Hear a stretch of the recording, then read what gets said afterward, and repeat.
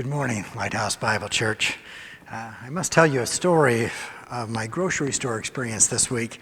I usually go to the grocery store at 6 o'clock in the morning because Giant Eagle has decided that people in my demographic have the grocery store from 6 to 7, so there's not many of us in there. And I went this past week and got there early and was going through the grocery store, and it seemed like everybody was in a bad mood. And I said, it's kind of odd that everybody's giving me mean looks, and somehow or another they're like making it very visible to me or very noticeable that they're upset. So I was going through, and I know exactly where I'm going. I know exactly how I want to go through the time. I'm not somebody that goes to the grocery store and meanders. I know what I'm there for, and I know where it's all at.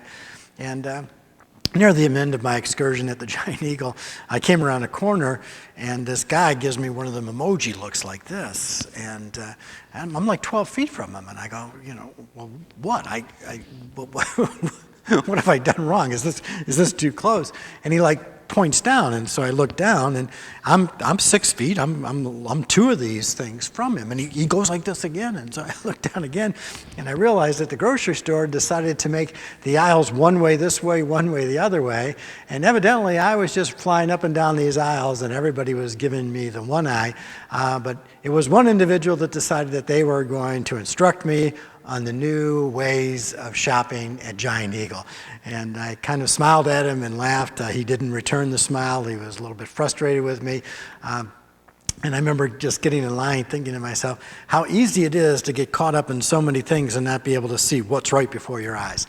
And of course, we had gone through Mary Magdalene, and how it just amazes me that she wasn't able to see what was right before her eyes. I can imagine how many times people say, tell us that story again, Mary. Like, he was in the garden, you thought he was the gardener, and you thought he had taken the body somewhere, and he was looking right at you, How could you not have known that it was him? And she goes, I couldn't know. I didn't know. And I would be there saying, I don't know, Mary, I think, But the truth of the matter is she truly didn't know what was right before her eyes. And I was one at Giant Eagle, despite what everybody else was thinking, I just didn't see what was right before my eyes. And as we go back into David this week and looking at the beauty of David's song and what is right before his eyes that he wants us to be able to see is right before his eyes. And things that he runs his life by. These are things that he wants us to know in his life. And it's at the end of his life. This is the last words. I'm sure he spoke a few other words, but it's really the last song, I think, that we have of David. So I'm going to sing it again this week, and I'm going to be like Antoninus in Spartacus, and I'm just going to speak this song. It would be nice if one of our singers decides one day that they might be able to put a good beat to this song, and we might be able to see it the way that David would want us to see it. Now these be the last words of David, the historian wants us to know. David, the son of Jesse, said, and it's interesting that he wants us to know that this is how David is referred to, and David wants to be referred to this way, that David is the son of Jesse. And the man who was raised up on high, the anointed of the God of Jacob, the sweet psalmist or singer of Israel, said, the Spirit of the Lord spake by me, and his word was in my tongue. The God of Israel said, the rock of Israel spake to me, he that ruleth over men must be just, ruling in the fear of God. And he shall be as the light of the morning when the sun rises, even a morning without clouds, as the tender grass springing out of the earth by clear shining after the rain. Although my house be not so with God, yet he hath made me an everlasting covenant, ordered in all things and sure. For this is all my salvation and all my desire, although he make it not to grow. But the sons of Belial shall be all of them as thorns thrust away, because they cannot be taken with hands. But that man, or the man, shall touch them, must be fenced with iron and the staff of a spear, and they shall be utterly burned with fire in the same place. There's a lot of confusing things in there. It's one of those King James verses that you go, what exactly does this mean? And you run to the Living Bible to basically get a quick interpretation of what it is that David is saying. And we will go through this over the next few weeks and look at some of the things that David wants us to know that's right before his eyes and that he wants them to be before our eyes so we might be able to live a life of what God said. And surely this is what the historian wants us to know, that David felt as a songwriter that he was anointed in this way to tell people about God and to show people and to show the nation of Israel the faith of God in songs. One of the things that I miss, so to speak, coming in here and recording these is sometimes I'm recording them without the singers. In fact, most of them have been done that way this time until we're able to not have social distancing. But in church, I'm always sitting over there and then standing while they're singing, and I'm always amazed at how the songs that they pick go so well with what I am about to be able to say God said from the scriptures. And when I look at those songs and I hear those songs, like they will say, well, we didn't even know that you were going to speak on that. And oftentimes I will incorporate a part of that song into the sermon as they're singing. I'll just be writing down in my notes because it makes that point come alive so much better than I could. Just a simple lyric with a little bit of music behind it and a little bit of beat makes that point so much better. And David understood this, and surely he had this ability to be able to do this. He wants us to know that he's leaving something behind. He's leaving a testimony behind. He's leaving a record. And he's leaving this record, of course, in songs.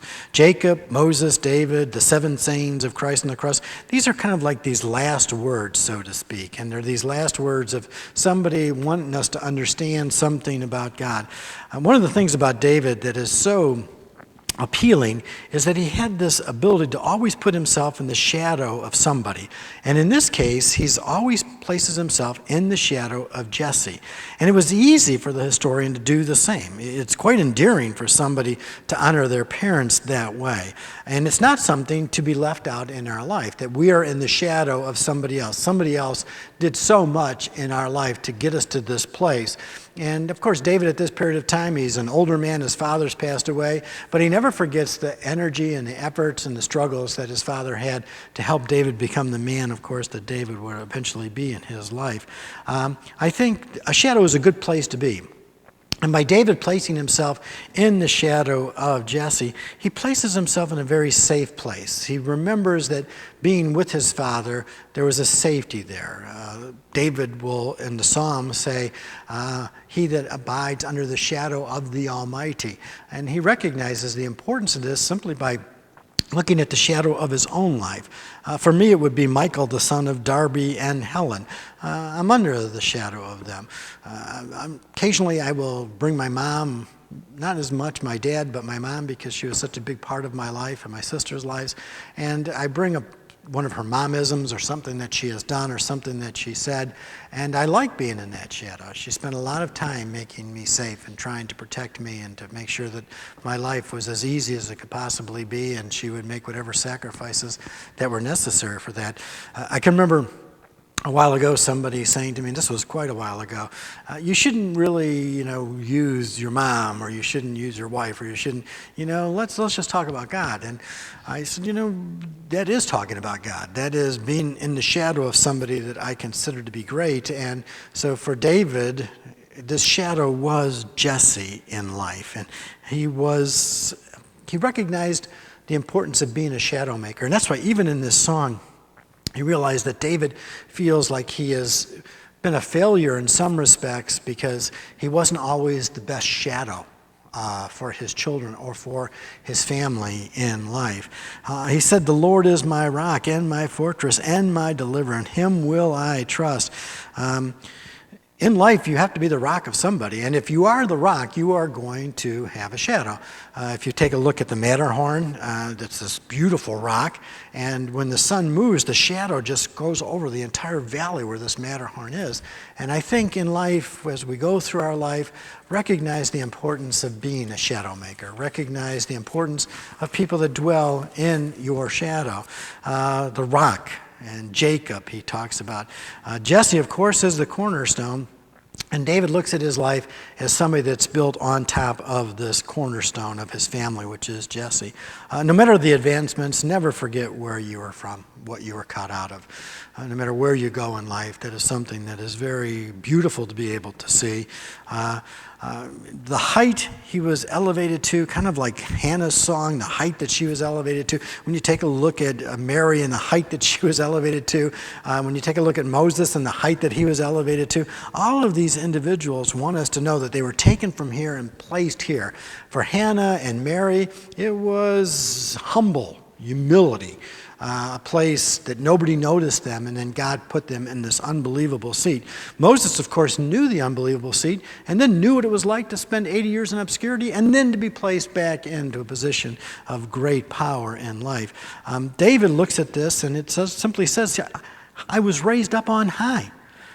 He makes the poor rich and to sit with princes. This is the way David looks at his life. The advancements and setbacks of David's life, in his reflections, he looks at them as ordered, whether they're ordered because he broke and, don't be deceived, whatever you sow, you'll reap. He realizes these are all ordered of God, but he also recognizes that there's nothing that he could have done to be placed in this position to be the prince of Israel and eventually the king of Israel. It was all because of God. He was favored. He was designed for something great. He was raised up as a prince. He was going to sit higher than his neighbors. And he was going to be a prophet that was able to see further in life. The anointed of the God of Jacob. That's how he looks at himself. The anointing of the God of Jacob. It makes you ask yourself a few questions. Why am I here? Why are you here? Why did David sing? And he wants us to know it's because he was the anointed of the God of Jacob. This is David letting us know a little bit about himself, that he has lived in his entire life now, and when he reflects upon himself as being anointed by the God of Jacob. And it's this idea that he looks at Jacob. I mean, he could use any individual at this period of time, but he uses this idea of Jacob. And when he uses this idea of Jacob, he's recognizing that he's anointed by the God of Jacob. He wasn't anointed by man. He wasn't somebody that grew up in a kingly house and then this was handed over to him. He realizes that I was taken from as a shepherd boy in the mountains. I was the last of my father's children. I was not the best of my father's children. I was not the biggest. I was not the strongest. Some people would say that he was probably the most handsome, but who knows? We've not been able to see all of the sons of Jesse in this. But I think when he looks at this, he realizes that I have this ability and these gifts of eloquency and these abilities to write songs and to play songs and to soothe people's hearts, all because God anointed me to do this. All of us have been anointed to do something. I got a few notes this week from people that sent to the church, and as I was reading through them, they said, you cannot begin to understand the comfort that we have just listening to you, just to be able to see you. And I think, my goodness, I find no comfort in looking at myself on these videos. Like Scott will say, what do you think? And I go, that's enough. I would never watch myself again. I would see all the mistakes that I make. But thankfully, your love for me covers a multitude of my mistakes. And somehow or another, you're watching me right now and you're feeling comforted. You're realizing that here's somebody that's in the demographic that could be in danger, and yet they look spry. In fact, they look like 15 pounds heavier than the last time that I saw them. I'm only 5 pounds, but of course the camera puts on another 10. Everyone has received a gift, and so the apostle writes, so let them minister that gift. It's a shame to think that somebody that's gifted in music is not using that in some way to sing praises to God. It's not to say that all of your singing has to be spiritual in nature. You can sing surely secular songs. I listen to a lot of secular songs that truly help me as I get through my life, and I'm grateful that these people have the ability to write these songs and to be able to sing these songs. We take a look at Mary and Hannah and how important they were to the nation of Israel, but I'm sure there were other singers and women that were songstresses that ministered to these individuals that we don't have record of. Often in my life, I will find myself, in fact, the other day, I was going through the house and there was a song on, and Michelle was actually kind of like dancing to it. And I said, hey, Michelle, I didn't even know. And she goes, well, who doesn't like Aretha Franklin? And I said, well, that's true. Who doesn't like Aretha Franklin? Or Janis Joplin? And she kind of looks at me. Or Tina Turner. These other individuals that, of course, have these great gifts and abilities to be able to soothe us and to help us as we go through life. But it's not where it can go deep down into your heart, where it's an inspired message from God, uniquely written down in the annals of the nation of Israel or in the annals of the new covenant that are going to be able to help us. David was a prince like Jacob. He was a psalmist for Israel. Martin Luther was not only a great theologian and a courageous individual, but he was an individual that they actually said was the psalmist of the Reformation. A mighty fortress is our God, bulwark never failing. Our helper he, amid the flood of mortal ills prevailing. For still our ancient foe does seek to work us woe. His craft and power are great, and armed with cruel hate on earth is not his equal. I imagine Luther writing these things because we have all known what Luther felt, because we have felt those times in our own life where persecution and opinions about us are something that is meant to hurt us. It's meant to destroy us. And so what Luther would do is he'd just get his pen out and he would start writing these songs. He is one of those great, brilliant individuals that was a theologian, a tract writer, a commentary writer, a great preacher, but he was also a singer. And he was also a songwriter. And they actually tell us that in the Reformation it was the singing of psalms and other forms of music that really helped to spark that.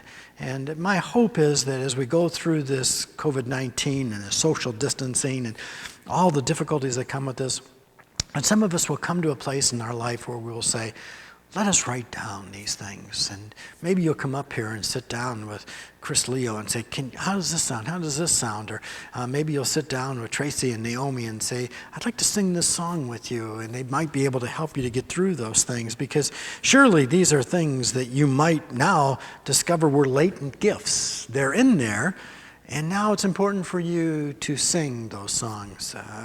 I love listening to a song that somebody wrote during a difficult time and they put music to it. It seems to me, much like a mighty fortress is our God, to be something that is meant for us. So let us see why the anointed of the God of Jacob says this. It's important for us to know this because it's not hard to hear Jacob and not think of God's elect. Like if David wants us to know that he is the anointed of the God of Jacob, he wants our minds to go to Jacob. And God is using Jacob to tell us something about his love here. And I'll tell you how I viewed, or what I view when I take a look at this and how I interpret scriptures, because the God of Jacob truly did help me to be able to understand what it meant for God to pursue somebody and for God to choose somebody. 14 times the Old Testament and the New Testament do we hear the God of Jacob. The mighty God of Jacob, 3 times. The God of Moses, none. The God of Joshua, none. The God of Solomon, none. The God of David, none. Why does God want himself to be so identified with Jacob? And what does David want us to know from this? Because he identifies himself as the God of the anointed of the God of Jacob. So when you take a look into the insights into this relationship that David has with his past, he takes a look at his father Jesse, and now he takes a look at Jacob, and he wants us to go back into these shadows that have enveloped his whole life and help us to understand how he views God and what he sees of God. It's interesting because when you look at this from David's perspective, I identify with a God that chooses. I identify with a God of election. I did not have this position because I applied for this position. I don't have this position because I don't sing, I don't play these music. These are all things that God has anointed me to do. I just am simply a shepherd king. And from the rest of this, it's God choosing me to do things and then me trying to work through what he has chosen me to do. In life, we find that a God of election is hard to understand. If there's anything that can cause us great difficulty, it's the thought of our will, choosing, how do we go through life, did we find God, did God find us? Yet the Bible talks about this sovereign election. Many individuals in life identify with something. They identify themselves as a Calvinist, an Arminian, a Baptist, a Catholic, a Presbyterian. And they say, this is what identifies me. So it's easy for us to say when they say this, okay, what do you believe? For example, as a young child growing up, I was identified as a Catholic. I was baptized Roman Catholic. So I just kind of identified with that. And then at the age of 21, when God found me, I had to decide if that's what I was going to be identified with. And I had no problem with the idea of being Roman Catholic. I had no problem with it up until this period of time. And then I had to decide, is this what I'm going to be identified with? The difficulty of that, of course, was coming to conclusions that I saw more of the truth in the Reformers and Luther and other evangelicals than I did with the papacy and the magisterium, and the things that they told me were the very inspiration or what God said. And so you have to make a choice at that period of time. There's individuals who say you have no right to make that choice, and who do you think you are? And many of my friends did at that period of time. But I had to decide what I was going to identify myself with. And it wasn't easy to do, because the people that I knew that I identified with most were people that I would never have hung out with before I became a Christian. They were not people that I felt I probably would have been comfortable with at all at that period of time. And yet now I found them to be very comforting. And I found that being around them, there was some spirit within them that was also in me. And I found myself in this ability to be able to just say, oh my. And it wasn't anything in me that made me do this. It wasn't anything that I chose. It was that one day, somehow, God opened my eyes, because I was dead in my trespasses and sins, and opened my eyes to the truth of who he was and what it was that he had done for me. And then, of course, me choosing to believe that. Now, the difficulty there is, how can I choose to believe something? How can I go from life when I'm dead? Something had to happen. And so when David talks about this God of Jacob, he wants us to understand how important it is to base your theology on the God of Jacob. Why Jacob? Why is Jacob the one that he is going to pick? It's everything that we can see in this. When I witnessed my own conclusions, I thought to myself, why do I see this? Why do my friends not see this? Am I better than them? And I knew that I wasn't. I knew many of my friends were much better than I was. I can only conclude that God had saved me. I wasn't looking for God. I was not trying to find God. I had interest in things of God, I guess. I had interest in, where did all this come from, and who made all of this, and the idea that it all just kind of happened or evolved over long periods of time without a master creator or an orchestrator just didn't seem to make sense to me. And I had friends that made great sense to. They said, no, there is no God, and this is it. And I had other friends that believed in God, and but they didn't believe that God could elect them or that God would save them. They believed, like I did, we do the best we can, and hopefully at the end, the good will outweigh the bad, and we'll be able to get into heaven eventually after some purging. But when God finds you, something is different. Something's going on. So the God of Jacob is one who chooses. In Jacob's life, he chose Jacob, and he passed over Esau. And this is how David saw his calling. I'm sure David looked at his brothers and thought, they're much better fit. Jesse thought the other sons were a better fit. In my own life, there's been a number of people that thought, I'm a better fit to be pastor of Lighthouse. I'm a better fit for this. And I go, you are. I don't have any doubt that you probably would be, and that's how you think. But this is the way that it worked. This is the way the cookie crumbles, so to speak, in your life. We may say that God saw something in David, that he had faith, that he had this good heart. But David saw himself as someone that was quite different in life. Jacob is described as the worm. David looks at himself as a worm. Job as this individual that just There's nothing he can do. There's nothing that he can offer to God. And at the end of his excursion into pain for 3 years, God does come to him and say, it's not anything that you had. As much as you were a righteous individual, Job, where were you when I created this? And where were you when I did this? So you find yourself as you're going through the scriptures and you realize that David wants you to look at the God of Jacob, that God did something out of his own good pleasure. I'm an American. I'm identified as an American. And, I didn't do anything to be here. It was of God's good pleasure. And other individuals are not in America. Other individuals are in far more difficult places in their life. And that was the good pleasure of God. You've heard me mention the little dog that we got from a puppy mill at the Parmatown Mall years ago. There was nothing in that dog's life. We just chose that dog and brought that dog home. It was our choice. And then it was our good pleasure, and that dog spent the majority of their life being greatly blessed by the source of that choice or their choosing in their life. David saw himself as just chosen by the Most High God, and that's what he says right here. The man who was raised up on high, the anointed of the God of Jacob and the sweet psalmist of Israel. David understands the importance of us understanding this. Ruling in heaven and earth, disposing of gifts, his creatures according to his eternal purpose and his own good pleasure is what God does. And it's important for us to look at God. If David is saying God said, if Samuel's the writer of this and he says the words of David are what God said, he takes the weak, the insignificant, the unlikely, the unworthy objects to be fashioned into vessels that will bring him great glory. And that's why the beauty of listening to Mary's song or Hannah's song or Moses' song is in many cases he just took the weak and the lowly, the insignificant, and he was going to change the world by them. Not because of anything that was in them, it was simply because God chose this to be the way it was going to be.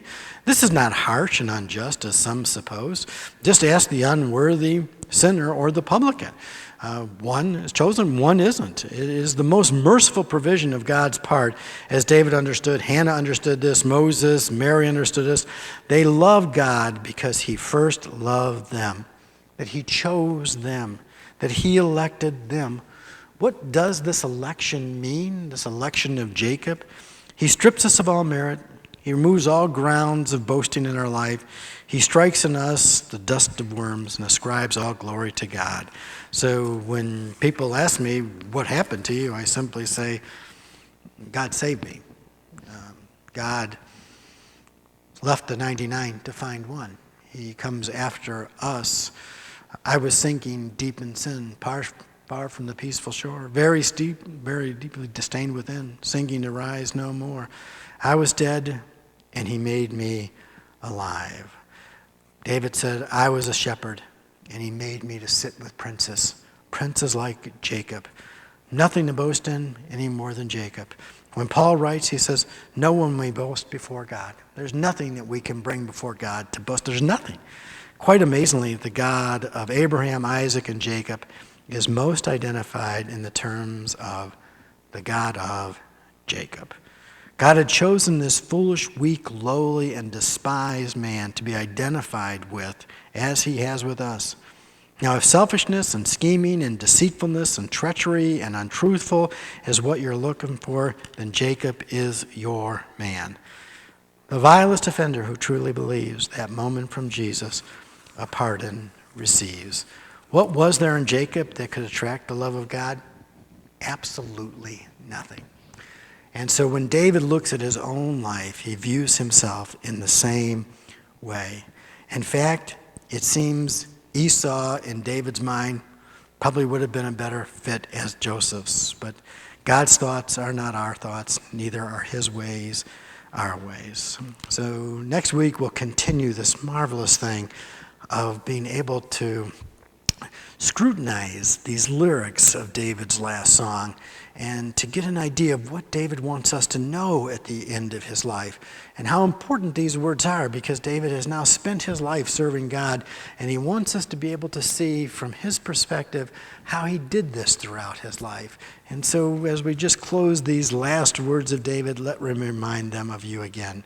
David, the son of Jesse, said, and the man who was raised up on high, the anointed of the God of Jacob and the sweet psalmist of Israel. Until next week, may the grace, mercy, and peace of God our Father comfort your hearts and minds through Christ Jesus our Lord.